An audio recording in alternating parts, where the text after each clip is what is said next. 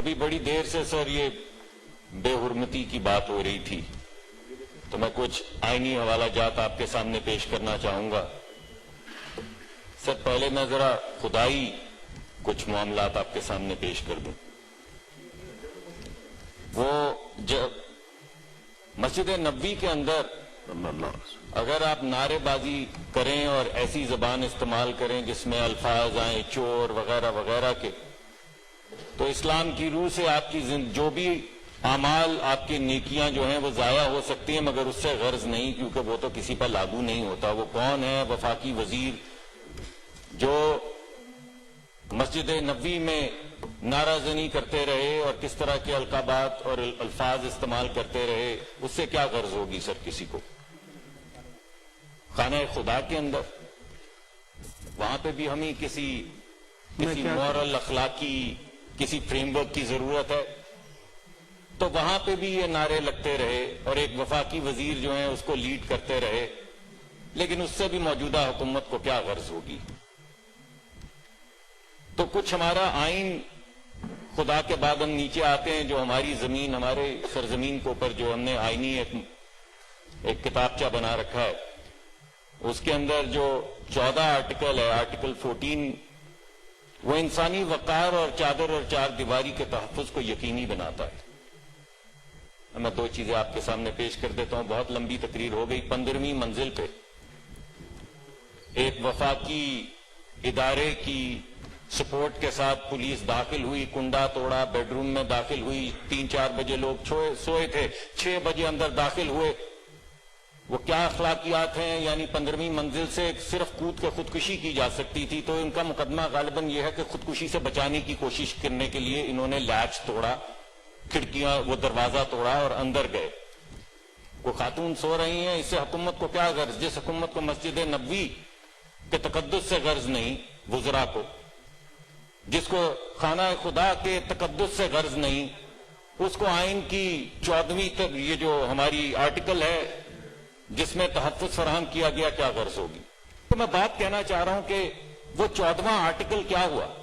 تقدس والا، چادر اور چار دیواری والا، انسانی وقار والا۔ آپ 100 مرتبہ پتا کریں کہ خانہ وہ اپنا قائد اعظم کے مزار پہ ووٹ کو عزت دو کا نعرہ مارنا چاہیے تھا یا نہیں؟ ضرور اس پہ تکرار کی جا سکتی ہے، بحث کی جا سکتی ہے۔ وہاں پہ مادر ملت زندہ باد کا نعرہ مارنا تھا یا نہیں مارنا تھا، اس پہ سر بھرپور تکرار کی جا سکتی ہے۔ وہاں سے باہر دروازے کے نکل کے ایوب خان ماشاء اللہ مرد آباد کا نعرہ مارنا چاہیے تھا یا نہیں مارنا چاہیے تھا، سر اس پہ بھی بات کی جا سکتی ہے۔ ضرور کیجئے، اور جو آپ سزا مقرر پھانسی پہ ٹانگ دیجئے۔ میں تو پہلے آپ کو کہتا رہا ہوں کہ آپ اپوزیشن کے لوگوں کو اس طرح سنگین جرائم کرنے پہ پھانسی پہ ٹانگ دے۔ سر میں نے تو اس دن یہاں سے بھی کہا تھا کہ گولی مارے، سر یہ چھوٹی موٹی چیزوں سے کیا ہوگا؟ بہرحال آپ تو شاعر آدمی ہیں، تو میں بھی شاعرانہ گفتگو کر رہا ہوں۔ چیئرمین صاحب میں آپ سے ہی بات کرتا ہوں، ورنہ یہ میرے سے لڑائی کریں گے۔ انہوں نے بہت ڈانٹا ایک دن مجھے ایک ٹی وی پروگرام پہ بھی، تو یہ نہ ہو کہ سینٹ پہ بھی ڈانٹنا شروع کر دیں۔ آرٹیکل 16 یہ کہتا ہے کہ آپ پیسفلی کسی بھی جگہ کے اوپر اپنا اجتماع کر سکتے ہیں، جس طرح وزیر اعظم صاحب روز کرتے ہیں۔ سر آج بھی کیا ہے اجتماع، کل بھی کیا، پرسوں بھی کیا اجتماع، سر روز کرتے ہیں اجتماع۔ کہیں اوتھ لے رہے ہوتے ہیں، کہیں اپنے وہ ٹائیگر سے گفتگو فرما رہے ہوتے ہیں۔ سر ان کو تو اسمبل ہونے کا ہے حق۔ اور ایک اور میں آرٹیکل پڑھ دوں سر، آرٹیکل 25 جو کہتا ہے آل سٹیزن، سب پاکستان کے شہری جو ہیں وہ برابر ہیں۔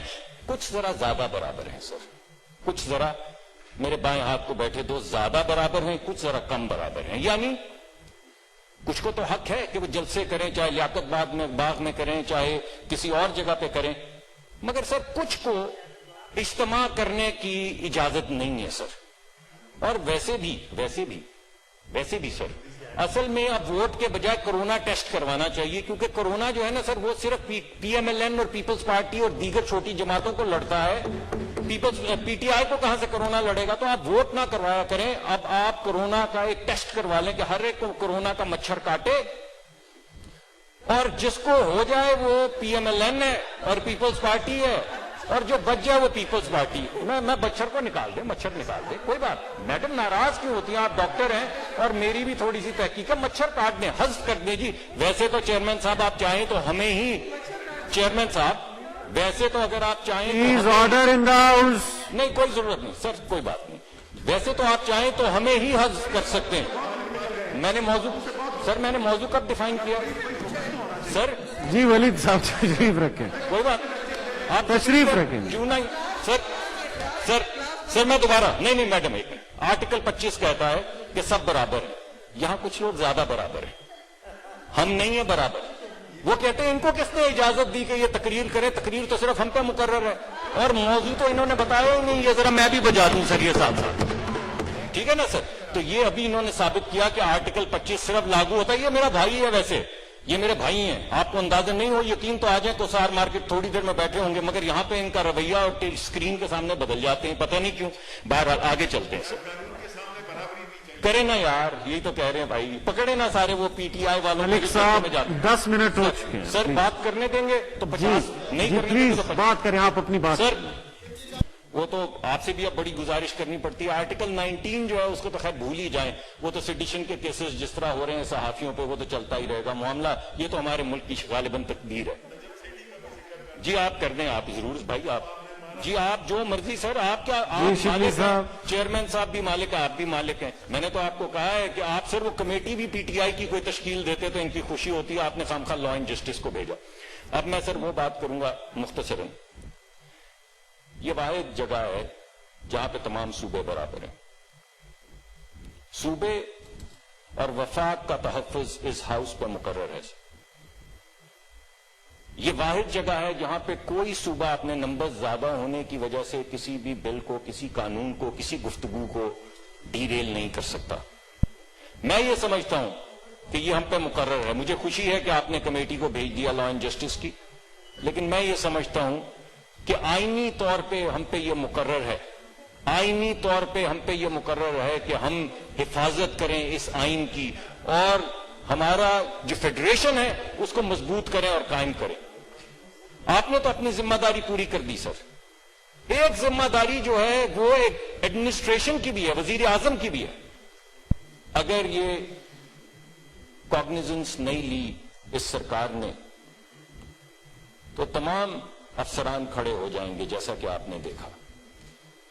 जिस तरह की हाई हैंडेडनेस सर, जिस तरह की हाई हैंडेडनेस और इंतकामी कार्रवाई इस वक्त हुकूमत कर रही है, अगर इसी तरह इन्होंने इदारों के ऊपर, इसी तरह इन्होंने पुलिस के ऊपर, इसी तरह इन्होंने मजिस्ट्रेट्स के ऊपर, इसी तरह इन्होंने थानों को अगर ये आजाद करते गए जैसे इन्होंने नायब शाहदरा और पेमरा को किया है, तो सर सारे मुल्क के सिविल सर्वेंट्स जो कायद के हुक्म के तहत चल रहे हैं सर, वो सब खड़े हो जाएंगे, और ये मुल्क के लिए अच्छा नहीं होगा सर। तो ठीक है, आप नाराज होते हैं, आप गिला करते हैं, बाज मर्तबा ऊंची आवाज में भी बोलते हैं, मगर हम इस हाउस ने तो आज अपनी आईनी जिम्मेदारी निभा दी। मगर मेरी इल्तमास है कि आप भी अपनी आईनी जिम्मेदारी निभा दें। मेरी ये इल्तमास है कि वो लोग जो टेलीफोन करने पे पुलिस को अजीबो गरीब गालियां, माँ बाप की गालियां सुनते हैं, कोई उनकी रोक हो इस मुल्क में। ये बद इखलाकी का जो एक पूरा बाजार गर्म कर दिया गया है, आप पे ये फर्ज है कि बद अखलाकी के इस बाजार को खत्म किया जाए।